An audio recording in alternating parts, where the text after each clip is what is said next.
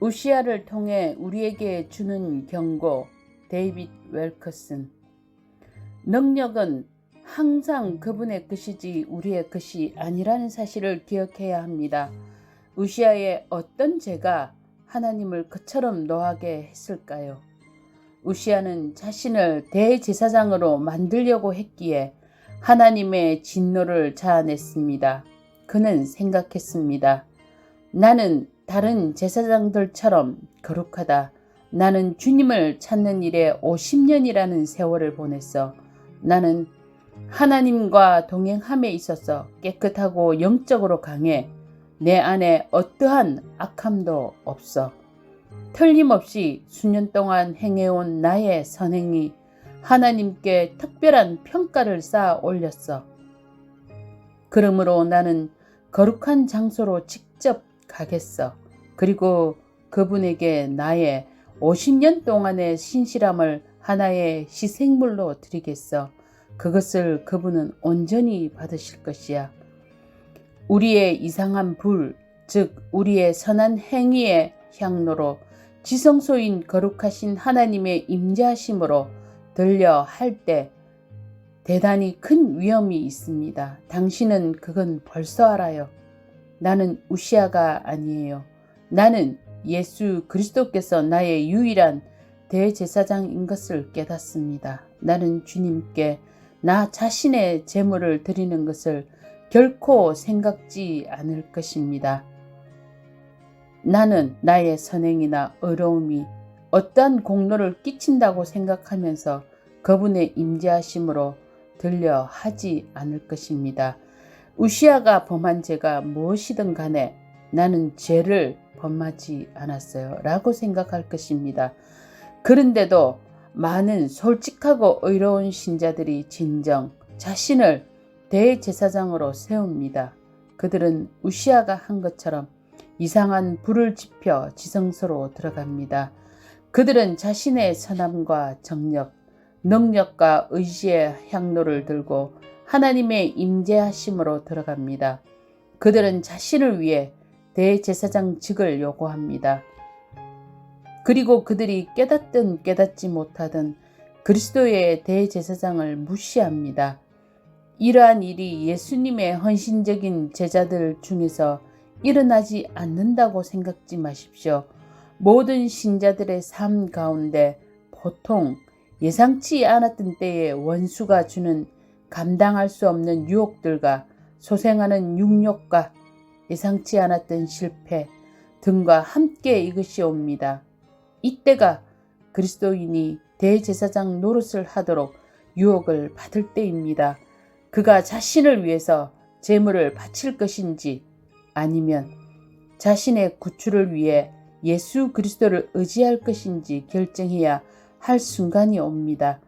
우시아가 손으로 향로를 잡고 분향하려 하다가 노를 바라니 저가 제사장에게 노할 때에 여호와의 전 안 향단 곁 제사장 앞에서 그 이마에 문둥병이 바란지라. 제사장 아사라와 모든 제사장이 왕의 이마에 문둥병이 발하였음을 보고 전에서 급히 쫓아내고 여호와께서 치심으로 왕도 속히 나가니라. 우시아 왕이 죽는 날까지 문둥이가 되었고 문둥이가 됨에 여호와의 전에서 끊어졌고 별궁에 홀로 거하였으므로 그 아들 요담이 왕궁을 관리하며 국민을 치리하였더라. 우시아의 이야기는 우리에게 무엇을 말합니까? 그것은 우리가 아무리 죄를 정복하려고 노력해도 승리하기 위해서 아무리 우리 자신의 행함과 육과 힘을 믿어도 죄의 문둥병은 우리 위에 계속 발진한다는 것입니다. 우리가 하나님께 드릴 무엇인가가 있다고 믿는 바로 그때 우리가 정복자 그 이상이며 우리의 죄를 지배한다고 생각할 때 우리의 죄가 다시 한번 터져 나옵니다. 우시아는 그가 하나님께 50년 동안 신실했기 때문에 거룩하다고 생각했습니다. 하지만 그가 자신을 위한 대제사장 노릇을 하려고 한 그 순간에 그는 자신의 현재 상태를 발견했습니다. 오늘날에도 마찬가지로 우리들이 우리 자신의 행함과 힘을 하나님께 가져오려 하는 그 순간에 성령님께서는 우리가 얼마나 약하고 추한가를 깨닫게 만드십니다. 우리는 우리가 정복했다고 생각했던 그 죄로 다시 빠지게 됩니다. 우리는 우리 안에 아무런 선함도 없다는 것을 발견합니다. 아무런 가치나 의로움이 전혀 없다는 것 말입니다. 그리고 우리는 우리의 문둥병을 치료해 주실 대제사장이 필요하다는 것을 보게 됩니다. 감사하게도 우리에게는 그러한 대제사장이 계십니다. 그분은 친절하게 우리의 문둥병을 치료하시고 꾸준히 우리 죄를 사해 주시며 초자연적인 힘으로 우리의 영혼을 소생시킵니다. 우시아는 지성소에서 그의 과거의 선행과 행위를 의기양양해 하며 선언하려고 했지만 이사야는 거룩하신 대제사장 앞에 서서 그분만이 홀로 거룩하다고 선포했습니다. 우시아 왕의 죽던 해에 내가 본적 주께서 높이 들린 보좌에 앉으셨는데 그 옷자락은 성전에 가득하였고 이사야 6장 1절 말씀입니다. 이사야는 누구라도 하나님의 거룩하신 임재하심에 이상한 불을 가지고 오려 할 때마다 무슨 일이 일어난다는 것을 분명히 보았습니다. 그 영혼은 그 생각으로 매우 자극되어 부르짖었습니다. 대제사장은 오직 한 분밖에 없으십니다. 그분은 천국에 계십니다. 주님께서는 저에게 우리의 대제사장을 보게 하셨습니다. 그는 우시아 왕이 아닙니다. 우리의 대제사장은 높으시고 거룩하시고 모든 것 위로 높이 들리신 분이십니다. 이사야는 예수 그리스도의 모든 영광과 능력 안에서 그분의 제사장 직분을 예견하였습니다.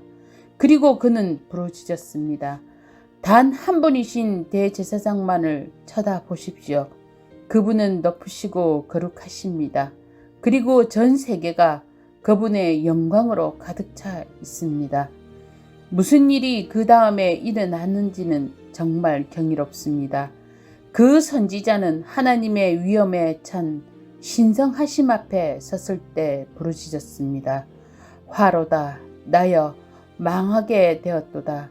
나는 입술이 부정한 사람이요 입술이 부정한 백성 중에 거하면서 만군의 여호와이신 왕을 배웠음이로다. 이사야 6장 5절 말씀입니다. 그 당시 문둥병자들은 그들의 불결함을 표하며 입술이 부분까지 수건이나 천으로 가려야 했습니다. 그러므로 여기서 이사야가 입술이 부정한 사람이요 라고 말할 때 그는 자신의 문둥병을 말하고 있는 것입니다. 그는 우시아 왕은 그동안 계속 문둥병자였습니다. 하지만 그는 결코 그것을 알지 못했습니다. 그리고 지금 나 역시 문둥병자라는 것을 봅니다. 우리는 모두 문둥병자들입니다. 우리는 너무나도 주님의 거룩하심과 거리가 멉니다. 우리는 심한 죄의 병에 걸려 있습니다. 라고 말하고 있었습니다. 그는 하나님의 완전하신 상의하심을 보았습니다. 그 차이를 넘어 그 간격을 이을 길이 없습니다. 그것에는 오직 우리 주님만이 허락하시는 은혜의 기적이 필요합니다. 그러므로 이때에 이사야가 무엇을 했습니까? 그가 우시아와 같이 하나님의 임재하심으로부터 떠났습니까? 아니면 자신의 노력으로 향했습니까? 아닙니다. 이사야는 즉시 거룩하심 앞에 엎드리며 자신을 낮추었습니다. 어떻게 그 선지자의 영혼이 정결케 되었습니까? 어떻게 그의 죄가 사해졌습니까? 그가 그것을 성취했습니까? 자신의 의지와 힘과 결심으로 했습니까? 아닙니다. 그는 단순히 믿었습니다. 분명히 이사야는 다가오고 있는 그리스도의 사역을 예견하고 있었습니다. 그리고 그것이 오늘날 그가 우리에게 말하고 있는 이유입니다. 우시아만이 문둥병자가 아니었습니다. 우리 모두가 정결케 되어야 하는 문둥병자들입니다. 그리고 우리 자신의 육적인 행함과 힘으로는 족하지 않습니다. 우리를 승리할 수 있도록 도울 수 있는 단 하나의 힘은 성령의 불뿐입니다. 이것이 바로 새 언약에 대한 모든 것입니다. 새 언약은 우리들에게 얼마나 우리가 문둥병자 같고 얼마나 우리가 우리 자신을 치료할 수 없는가를 보여주기 위한 것입니다. 그렇지만 지금 그분의 새 언약으로 하나님께서는 우리에게 말씀하고 계십니다.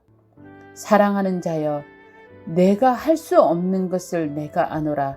그러므로 나는 너를 위해서 예비할 것이다. 나는 너의 마음이 악한 것을 안다. 그러므로 내가 너에게 새 마음을 줄 것이다. 그리고 내가 나를 기쁘게 할 힘이 없다는 것도 안다. 그러므로 나는 너를 나의 기쁨을 따라 행하도록 만들 것이다. 내가 너의 굳은 마음을 제하고 부드러운 마음을 주겠다. 너는 이 모든 것을 이해하지 못할 것이다. 하지만 내가 나의 영을 내게 보낼 것이다. 그리고 그가 모든 것을 너에게 가르쳐 줄 것이다. 그가 내 안에 거하기 위해 올 때 그는 너의 마음과 생각에 나의 모든 계명들을 쓰기 시작할 것이다. 그리고 그 이후로부터 나의 말은 밤낮으로 너와 함께 할 것이다. 능력은 항상 그분의 것이지 우리의 것이 아니라는 사실을 기억해야 합니다. 성령님께서는 우리가 그분의 구속하시는 힘을 믿었을 때 우리에게 주신 그리스도의 모든 은혜들과 자비하심을 작동시키십니다. 여러분 편에서는 필요로 하는 모든 것은 여러분의 믿음의 단계입니다. 아멘.